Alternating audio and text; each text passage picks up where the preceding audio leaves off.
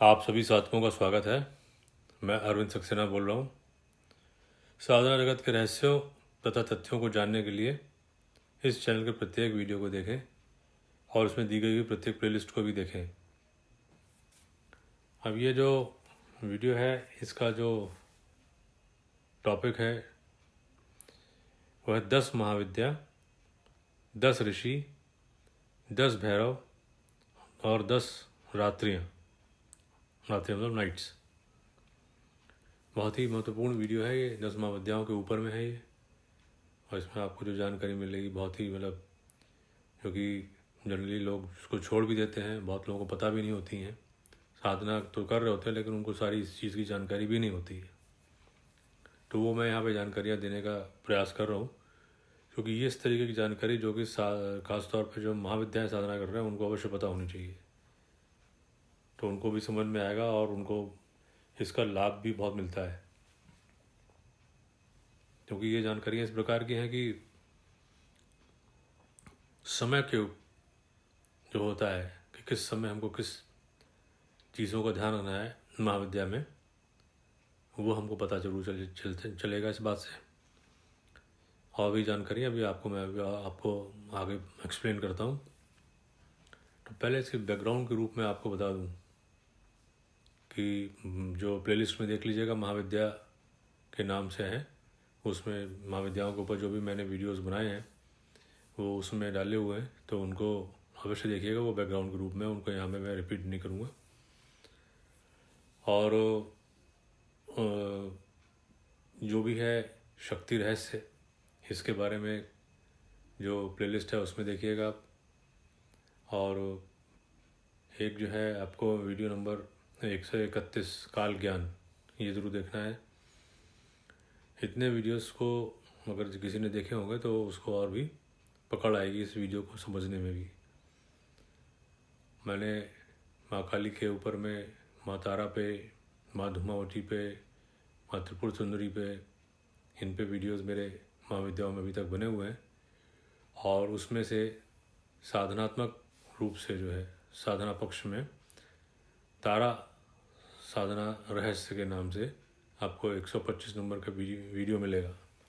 वो भी बहुत महत्वपूर्ण वीडियो है, उसको पूरा देखना है। वो साधनात्मक रूप से है।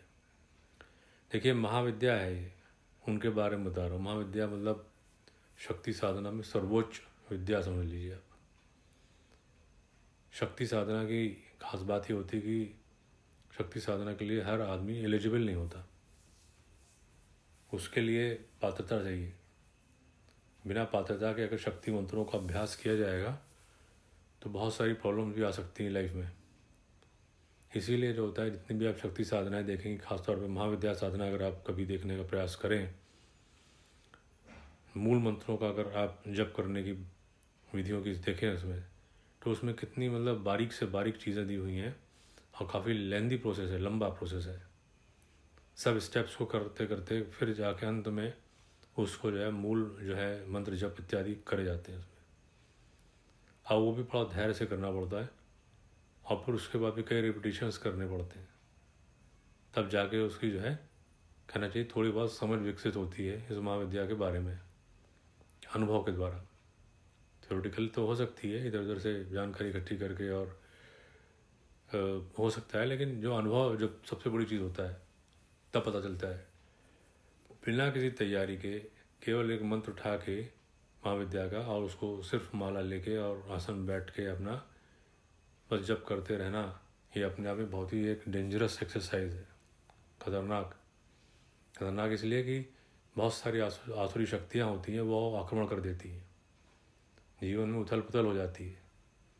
केवल महाविद्या साधना जो है ये, जो कि ऐसा है कि आप समझ लीजिए कि बिल्कुल नर से नारायण बना दे।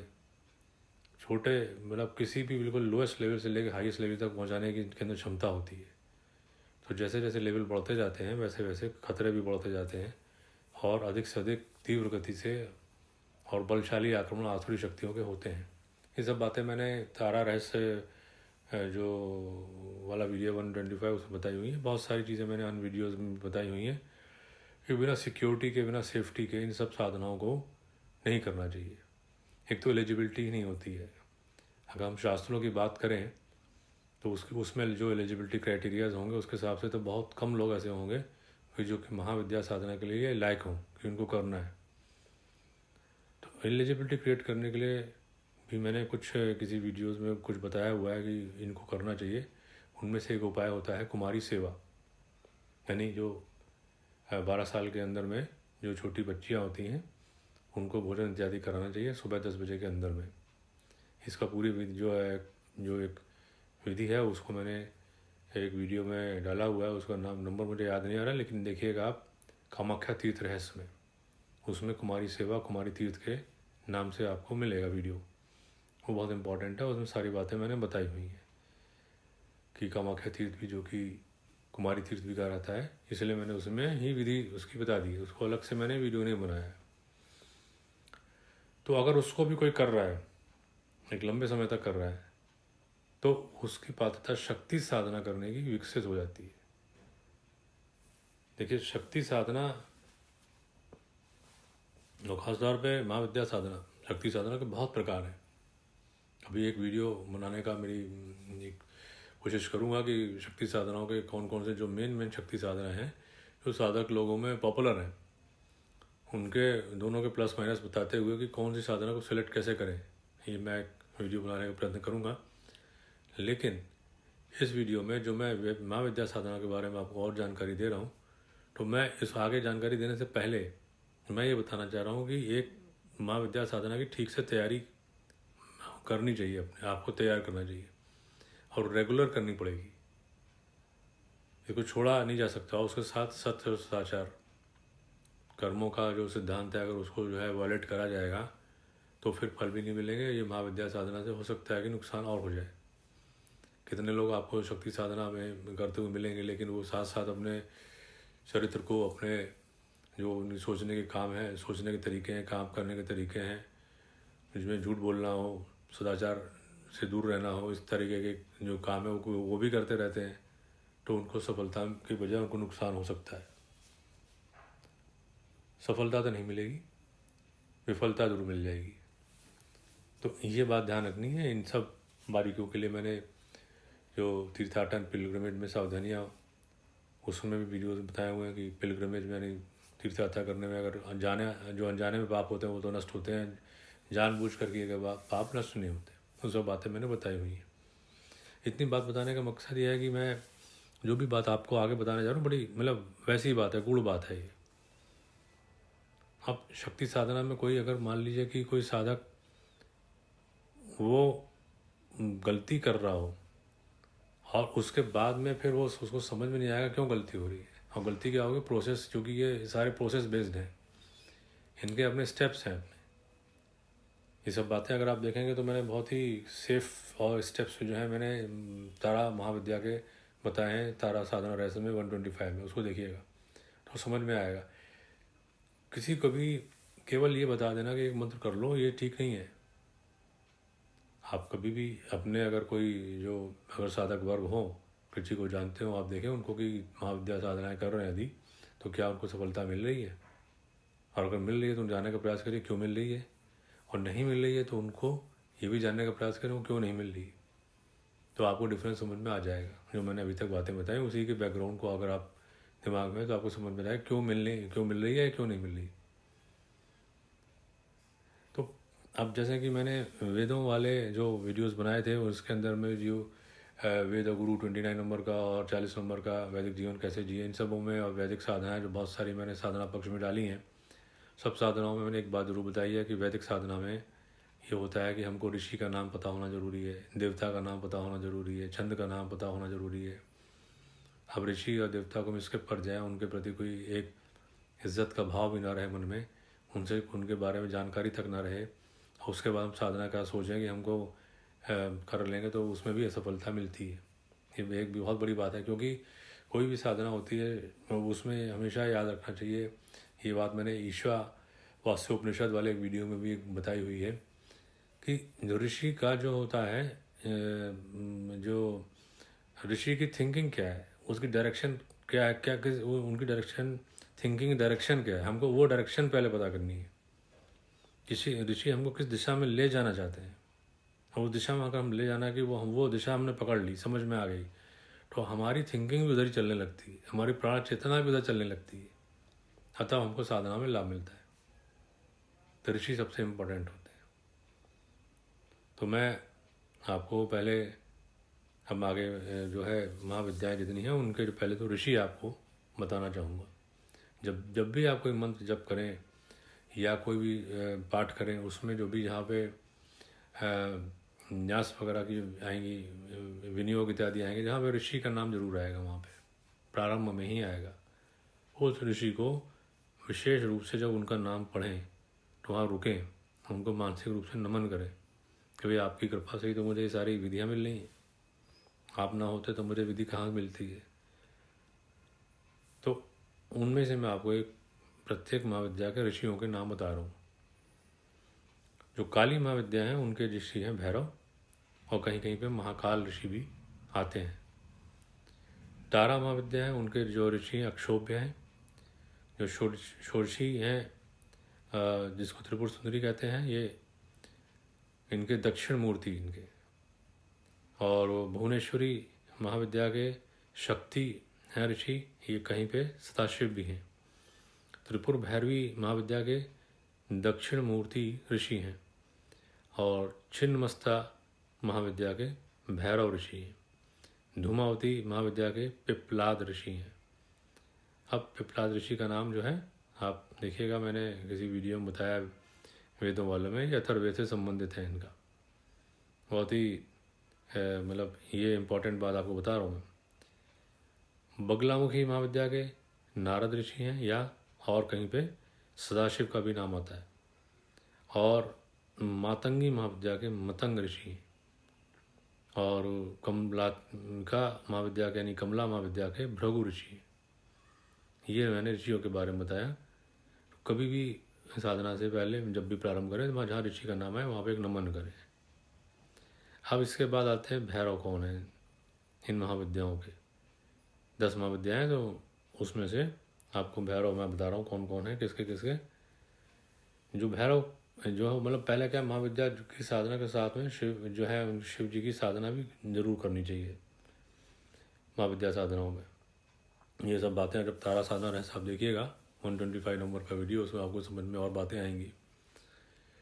जो शिव होते हैं उनको भैरव कहा जाता है। अगर मैं आपको जो भैरवों के जो आपको नाम बता रहा हूँ, इसके रेफरेंस को अगर आप देखना चाहें तो ये है टोटल तंत्र करके है, तो उसमें आपको ये जानकारी मिल सकती है। तो मैं बता रहा हूँ काली महाविद्या के इनके जो भैरव हैं उनका नाम है महाकाल। और तारा महाविद्या के हैं अक्षोभ्य। और त्रिपुर सुंदरी महाविद्या के हैं पंचवक्त्र। और भुवनेश्वरी महाविद्या के हैं त्र्यंबक।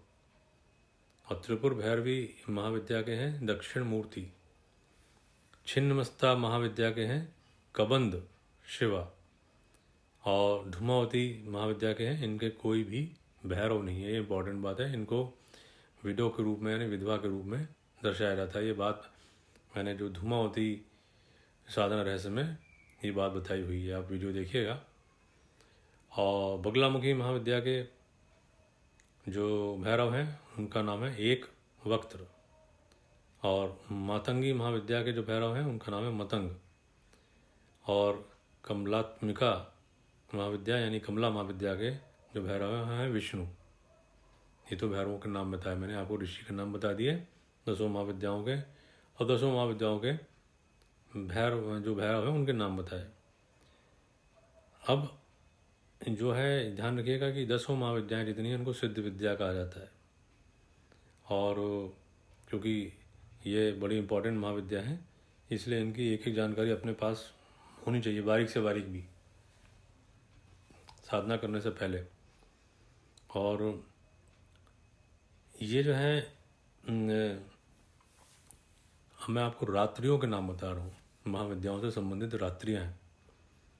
ये आपको जानकारी बहुत ही मुश्किल से मिल पाएगी, ये बहुत रेयर जानकारी है।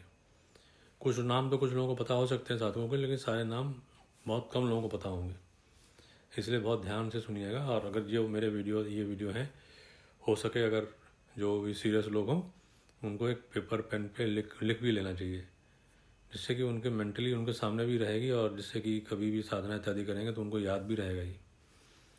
रात्रि का मतलब क्या है? कई प्रकार की रात्रियाँ होती हैं। रात्रि का मतलब रात होता है, नाइट्स। इसका मतलब क्या है? तो ऐसी रात्रियों की मैं यहाँ बात कर रहा हूँ महाविद्याओं के लिए कि उन रात्रियों में महाविद्याओं की उत्पत्ति हुई है, उनका ओरिजिन हुआ है। तो उस जिस जिस रात्रि में जिस महाविद्या का ओरिजिन हुआ वो कब होती है, उसके बारे में आपको बता रहा हूँ। इसलिए मैंने बताया कि इसको नोट डाउन कर लें तो और अच्छा रहेगा, एक पेपर पेन पे लेके। तो जैसे मैं महारात्रि के बारे में बता रहा हूँ। महारात्रि जो है, इस दिन जो है माँ काली का, काली महाविद्या का की उत्पत्ति हुई। और ये जो फाल्गुन का महीना है उसे कृष्ण पक्ष की एकादशी को ये पड़ता है। उसी तरह से अगली जो है एक रात्रि है क्रोध रात्रि।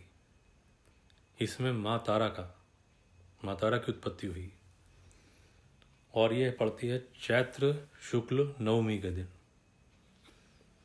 और इसके बाद है तीसरी रात्रि दिव्य रात्रि। ये त्रिपुर सुंदरी महाविद्या की उत्पत्ति इस दिन हुई थी और ये है ज्येष्ठ मास के शुक्ल दशमी के दिन। इसके बाद है सिद्ध रात्रि। सिद्ध रात्रि जो है इस दिन भुवनेश्वरी महाविद्या की उत्पत्ति हुई थी और जो चैत्र संक्रांति है उसके बाद की जो अष्टमी आती है उस दिन ये पड़ती है। और इसके बाद है वीर रात्रि।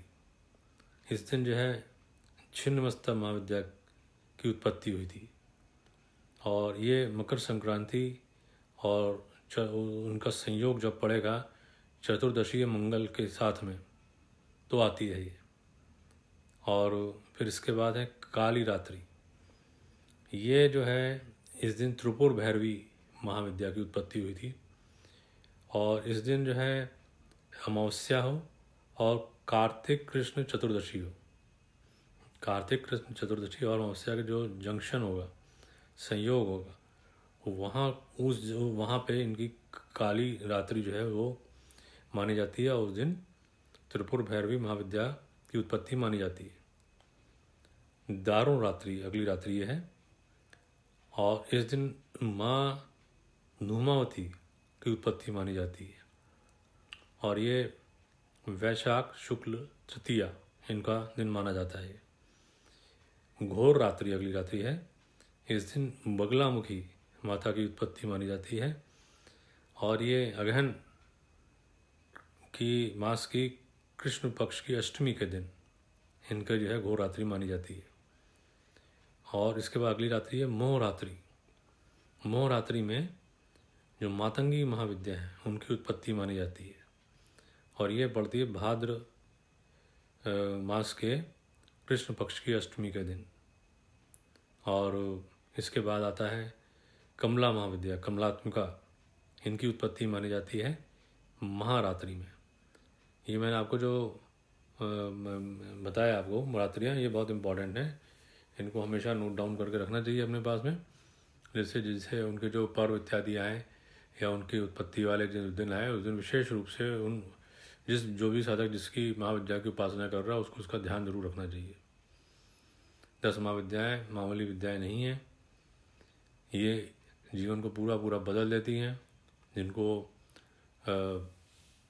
मतलब बहुत ही गंभीरता से लेना चाहिए। मेरा सिर्फ ये बताने का जो लक्ष्य है वो यही, ये जो जानकारी है मतलब बहुत ही गूढ़ जानकारी है और बहुत ही जो सीरियस साधक होंगे वो मेरी इस बात को समझ भी रहे होंगे।